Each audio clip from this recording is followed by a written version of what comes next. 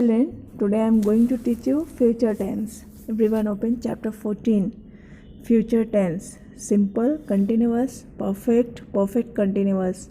The future tense is used to express an action that is likely to happen in future. Future tense में जो काम भविष्य काल में होने वाला होता है उसको बताया जाता है. Will and shall are used with verbs in various forms of the future tense. इसमें जो हम वर्ब का यूज़ करेंगे विल और शैल अलग अलग फॉर्म्स में. पहला फॉर्म इसका सिंपल फ्यूचर टेंस फॉर्म, जैसे simple present tense and simple past tense you have already read. Like this simple future tense also. For simple future tense we write will/shall plus the root form of the verb. In simple future tense में first you have to write subject plus will/shall plus the main verb and then object at the end. Examples: they will go to Delhi tomorrow. Here they is a subject. Will, what is will? It is a verb form, means will is showing simple future tense. Now go, root form of the verb means main verb, and to Delhi tomorrow is object. Means simple future tense का इस्तेमाल हम तब करते हैं जब कोई भी काम सामान्य रूप से भविष्य में होगा, तो हम सिंपल फ्यूचर टेंस का इस्तेमाल करते हैं.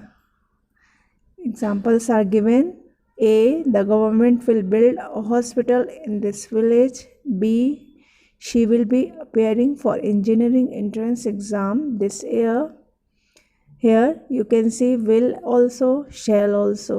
There are two form of verb. So here you can use will for third person, means shall, he, they.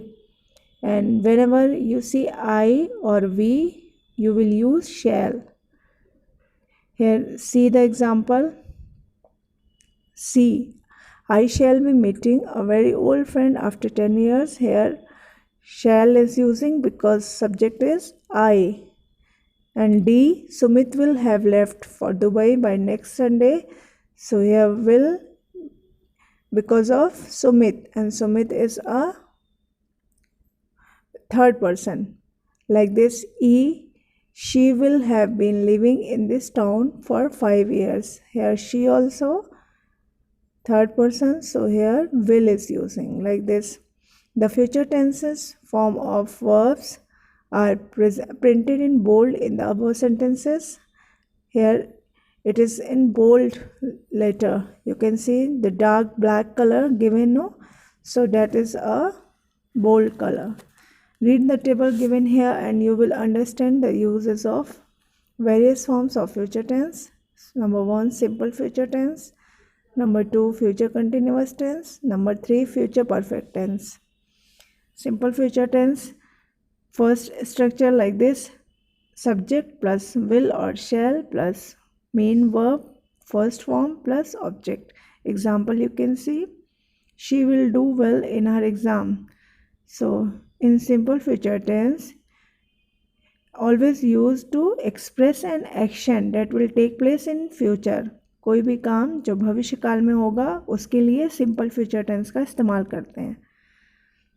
Future continuous tense used to indicate an action that will continue at some time in future.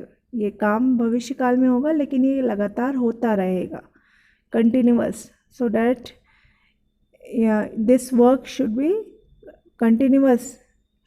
So here example given, he and his friends will be presenting a play next week. So the action is going on now here in future tense.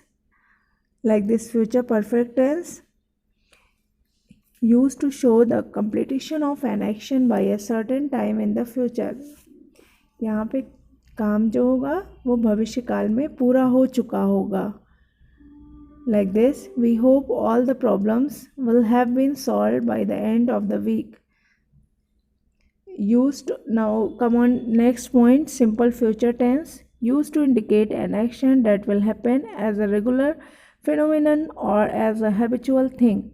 जब हम कोई natural आदत या फिर natural घटना की बात करेंगे तो भी हम future indefinite means simple future में सेंटेंस को बनाएंगे। Like the children will be back by afternoon.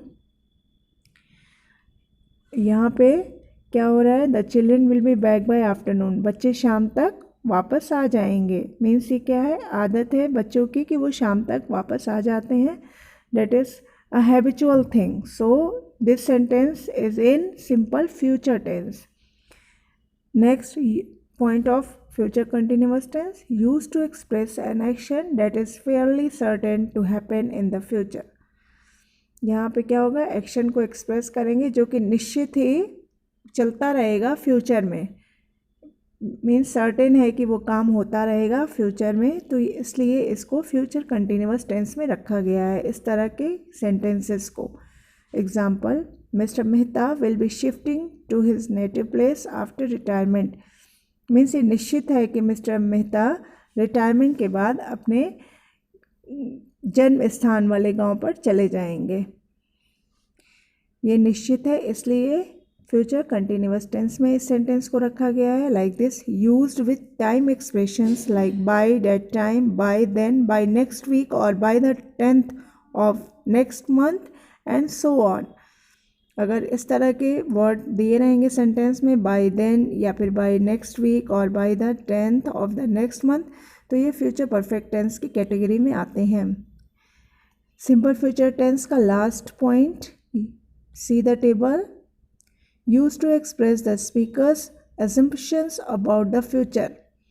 अगर स्पीकर या बोलने वाला फ्यूचर के बारे में कुछ चीज़ें बता रहा है तो भी हम इसको सिंपल फ्यूचर टेंस की कैटेगरी में रखेंगे। Example, I think they will pay us a visit. Means कि मुझे लग रहा है, मैं समझता हूँ कि वो लोग इस विज़िट का पे करेंगे, मीन्स पैसे देंगे इस विज़िट को। इस जो भ्रमण, विज़िट मीन्स घूमना, भ्रमण, तो इस भ्रमण का वे लोग पैसे देंगे। तो ये क्या है, एजम्पशन है। मीन्स कि एक धारणा है उनकी या एक सोच है कि वो लोग पैसे देंगे, इसलिए इस कैटेगरी के सेंटेंस को भी सिंपल फ्यूचर टेंस में रखा गया है। Children, turn the page. Uses of will and shall. We use will in different situations. Some uses of will/shall are explained in the previous table. Here are more uses. अभी मैंने बताया will और shall का इस्तेमाल कैसे करते हैं। I और we के साथ shall और बाकी सभी नाउन या प्रोनाउन के साथ will का यूज़ करेंगे। Number 1 point, while offering to do something, जब हम कुछ काम करने के लिए ऑफ़र करेंगे तब भी हम विल का इस्तेमाल करेंगे, वो भले ही आई हो। मीन्स यहाँ पे आई के साथ शैल का इस्तेमाल नहीं करेंगे अगर हम कुछ किसी को ऑफ़र करेंगे। आई will help you unpack the bags, यहाँ पे क्या हो रहा है, ऑफ़र हो रहा है, इसलिए आई के साथ विल का use. I will help you clean the kitchen, here also this sentence is showing the help, so here you all will use will along with I. Now while agreeing to do something, जब कुछ काम के लिए सहमत होना है तो भी हम I के साथ will का यूज़ करेंगे। मीन्स अगर हम किसी से एग्री हो रहे हैं किसी चीज़ के लिए तो भी हम I के साथ will का इस्तेमाल करेंगे। I will accompany you to the school auditorium. I will fetch some sandwiches for you from the kitchen. Number point 3, I think I will और I don't think I will. यहाँ पे I think I will, अगर think है तो आई के साथ I will का इस्तेमाल करेंगे। I don't think I will be able to finish the work. I think I will visit historical monuments during holidays.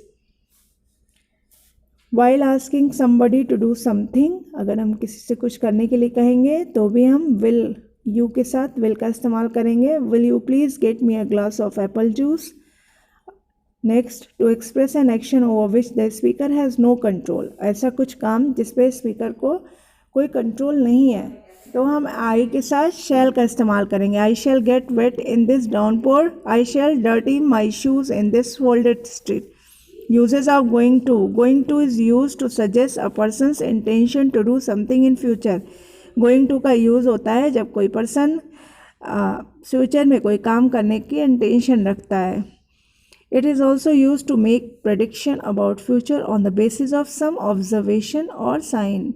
ये भी इस्तेमाल होता है जब हम कुछ प्रडिक्शन करते हैं, मीन्स कुछ संभावना करते हैं कि ये फ्यूचर में होगा, या कुछ ऑब्जर्व करके उसको हम एक्सप्रेस करते हैं, तो भी हम गोइंग टू का यूज़ करते हैं। एग्जाम्पल देखिए, a he is hard working, I am sure he is going to do well in his career. Intention to do something in future, यहाँ पे कुछ करने का इंटेंशन है उसको, इसलिए यहाँ पे गोइंग टू का इस्तेमाल हो रहा है, जबकि ये वाक्य फ्यूचर में है लेकिन यहाँ पे गोइंग टू का सेंस लग रहा है। Be there was heavy snowfall on the hills, now it is going to be chilly here also. Prediction है, यहाँ पे संभावना हो रही है, इसलिए गोइंग टू का इस्तेमाल है। फॉर्म ऑफ गोइंग टू, इसको कैसे बनाएंगे हम? सेंटेंस गोइंग टू का सबसे पहले subject as you know very well, then plus करके am slash is slash are, ये तो अकॉर्डिंग किसके? सब्जेक्ट के अनुसार एम इज आर का प्रयोग करेंगे, plus going to plus root form of the verb, it means main verb के first form plus object. Father is going to buy another television set today, it is going to be sunny today. Now see the example A. Fill in the blanks with going to form. You have to do 1, 2, 3, 4, 5 are given. I have sent the picture also. Now difference between going to and use of will, shall. क्या है फ़र्क इसमें? We use going to form to express the intention of a person to do something in future or to predict something which is indicated by clear sign.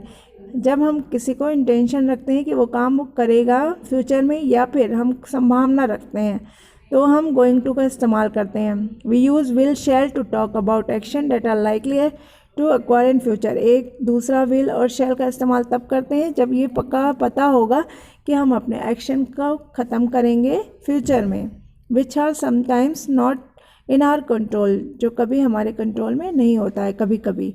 Like will shall is also use to talk about future in a general way. जब हम general वे में बात करते हैं तब भी हम will या शैल का इस्तेमाल करते हैं। The shops will remain close every Sunday, दुकानें ज़्यादातर संडे को बंद रहेंगी।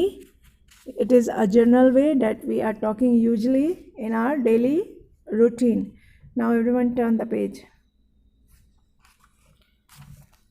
Like B, C, D also given here. It is a clear example of going to will be. Now exercise B, read the passage given here and fill in the blanks with will slash shall or going to. Will या shall दोनों में से कोई एक पढ़ना है या फिर going to. I have sent the picture of this. Fill in the blanks. You have to complete in your book. Now comes simple present tense and future actions. यहाँ पे हम देखेंगे simple present tense जो कि आपने पहले ही पढ़ा है, और future action.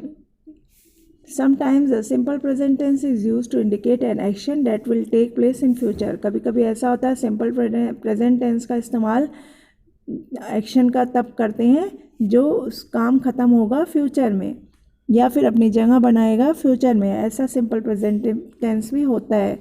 Such sentences usually do not have will, shall और going to forms. इसमें ज़्यादातर will या shall या going to का इस्तेमाल नहीं करते हैं। Verbs in the simple present tense are used to indicate a progressive action, plan or schedule arranged for the future. We can write in two ways. Number one, the team leaves for Australia next week. और दूसरा, the team will leave for Australia next week. इसको इस तरह भी लिख सकते हैं, leaves यहाँ पे दिखा रहा है एस या ई एस, मीन्स ये सिंपल प्रेजेंट टेंस है, और यहाँ पे विल लीव, विल डिनोट कर रहा है फ्यूचर इंडेफिनिट को। तो हम दोनों सेंटेंस सही होंगे, या तो हम ऐसे भी लिख सकते हैं या फिर विल लगा के लिख सकते हैं, दोनों का सेंस फ्यूचर में निकल रहा है। B, the conference begins tomorrow और the conference will begin tomorrow, इन दोनों तरह का सेंटेंस इसमें भी दिया हुआ है। बिगिनस एस लगा है इसलिए ये सिंपल प्रेजेंट टेंस है, और यहाँ will it means simple future tense. दोनों की मीनिंग्स सेम है, और एक का मतलब इसमें सिंपल प्रेजेंट टेंस में है मेन वर्ब, लेकिन हम देखेंगे कि इसका सेंस फ्यूचर में निकल रहा है। Present continuous tense and future actions, अब हम देखेंगे कभी कभी फ्यूचर एक्शन जो है प्रेजेंट कंटिन्यूअस टेंस में ही बता देता है। जैसे Madhu is painting a bouquet of flowers on canvas for her next exhibition. अब यहाँ देखिए इस पेंटिंग अपने नेक्स्ट एग्जीबिशन के लिए मधु पेंटिंग बना रही है, बुके का फ्लावर का बना रही है। तो इसमें नेक्स्ट एग्जीबिशन इट मीन्स होगा उसका एग्जीबिशन, यानी कि फ्यूचर में बात हो जाएगी, लेकिन वो काम अभी से कर रही है। My neighbours are shifting to another town by next month. ये भी देखिए नेक्स्ट मंथ मीन्स फ्यूचर की बात हो रही है, लेकिन यहाँ पे आर शिफ्टिंग है, it means present continuous tense show कर रहा है यहाँ पे। I am visiting my friend in Cochin next winter. यहाँ नेक्स्ट विंटर है, लेकिन यहाँ पे हेल्पिंग वर्ब एम और रूट वर्ब विजिट ing लगा हुआ है, means present continuous tense show कर रहा है। Here verbs in the present continuous tense are used to indicate an arrangement or plan for the future। यहाँ पे प्लान हो रहा है या अरेंजमेंट हो रहा है फ्यूचर के लिए, इसलिए यहाँ पे प्रेजेंट कंटिन्यूस टेंस में बात चल रही है। The meaning is almost the same as going to form. यहाँ ज़्यादातर सबके सेंस जो निकल रहे हैं, गोइंग टू फॉर्म जो भी मैंने पिछला बताया आपको उसका सेंस निकल रहा है, but going to shows in intention to perform an action, where as the present continuous tense shows that some arrangement has already been made. यहाँ गोइंग टू ज़्यादातर ये दिखाने के लिए होता है कि ज़्यादातर काम हो चुका होता है, प्लान कंप्लीट हो चुका होता है, लेकिन यहाँ पे प्रेजेंट कंटिन्यूस में प्लान कर रहे हो, स्पीकर प्लान कर रहा है अभी। Future continuous tense form, future continuous में हम क्या करेंगे, सब्जेक्ट प्लस विल बी या फिर शैल बी प्लस कोई भी main verb like eat, jump और उसमें ing का यूज़ करना प्लस ऑब्जेक्ट, जैसे the ship will be sailing to Singapore soon. यहाँ पे द शिप सब्जेक्ट है, विल बी क्या है, फ्यूचर कंटिन्यूस को डिनोट कर रहा है, और सेल में ing लग गया है, सेलिंग यानी मेन वर्ब में ing और बाकी का object. Children you have to complete exercise C। I have given with complete exercise C. You have to see once and then write it.